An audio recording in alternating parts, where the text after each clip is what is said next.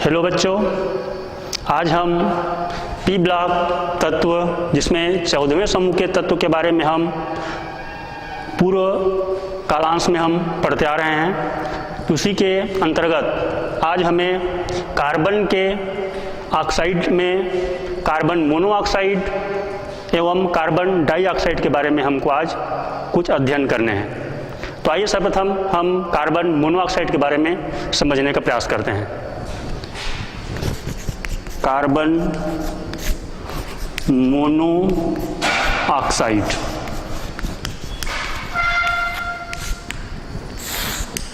इसका सूत्र होता है CO। एक कार्बन है और उस कार्बन के साथ में एक ही ऑक्सीजन जुड़ा है, और एक का अर्थ होता है मोनो। जैसे दो का मतलब डाई होता है, उसी प्रकार से एक का आशय होता है मोनो से। तो हम कार्बन मोनोऑक्साइड जिसका सूत्र CO होता है, इसके बारे में हम समझने जा रहे हैं। तो इसको सर्वप्रथम हम बनाने की जो विधियां हैं इनके बारे में समझने का प्रयास करेंगे।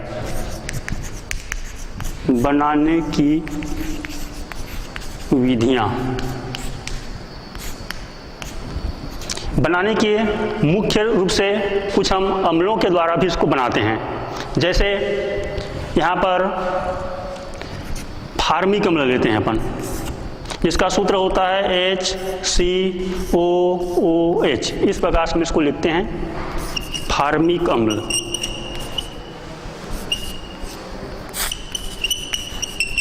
यह एक कार्बोक्सिलिक अम्ल है जिसमें COOH समूह उपस्थित होते हैं। यदि हम इसको किसी निर्जलीकारक की उपस्थिति में, जैसे सांद्र सल्फ्यूरिक एसिड, सांद्र H2SO4, इसकी उपस्थिति में जब हम इसको गर्म करते हैं तो सांद्र सल्फ्यूरिक एसिड यह एक निर्जलीकारक भी होता है मुख्य गुण में।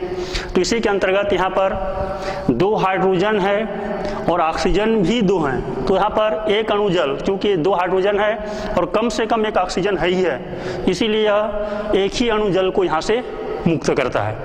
तो इस प्रकार से यहाँ से जब जल को निकालेंगे तो ये हाइड्रोजन और इसका एक OH, तो यहाँ पर बचेगा C और O, जिसको अपन कार्बन मोनोऑक्साइड कहते हैं। और यहाँ से जल इस सल्फ्यूरिक एसिड के द्वारा वह अवशोषित हो जाते हैं, और इस प्रकार से हमको कार्बन मोनोऑक्साइड गैस प्राप्त होते हैं। ये एक साधारण विधि है जिसमें हम इस प्रकार से अम्लों को निर्जलीकृत करके भी बना सकते हैं।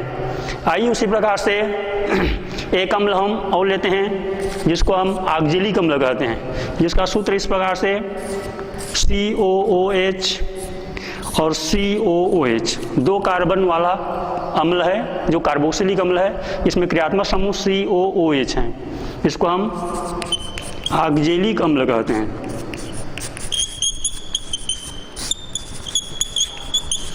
इसको भी ठीक उसी प्रकार से इस निर्जलीकारक, जैसे सांद्र सल्फ्यूरिक एसिड, जिसको हम इस प्रकार से भी लिखते हैं, ऐसा लिखा रहेगा, इसको कॉन्सनट्रेटेड पढ़ते हैं, इसी को हिंदी में अपन सांद्र कहते हैं।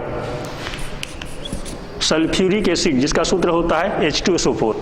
क्योंकि ये भी अम्ल है और ये भी अम्ल हैं, हम जो निर्जलीकारक लिए हैं, तो आपस में क्रिया नहीं होगा, क्योंकि अम्ल और अम्ल साधारणतः इस प्रकार से क्रिया नहीं करते। तो यहाँ पर केवल यह निर्जलीकारक के रूप में प्रयोग हो रहा है, और इसको इस प्रकार से हम मिला करके इसको गर्म कर दें। तो यहाँ पर जो जल के अणु हैं, चूँकि यहाँ पर 2 हाइड्रोजन है और ऑक्सीजन तो ऐसे 4 हैं, तो कम से कम एक हाइड्रोजन होना, 2 हाइड्रोजन और एक ऑक्सीजन होना ही चाहिए, तब इस प्रकार से जल के अणु बाहर निकल सकते हैं।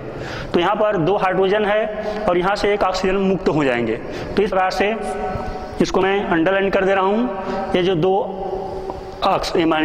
हाइड्रोजन है और एक ऑक्सीजन, ये जल के रूप में बाहर निकल जाएंगे।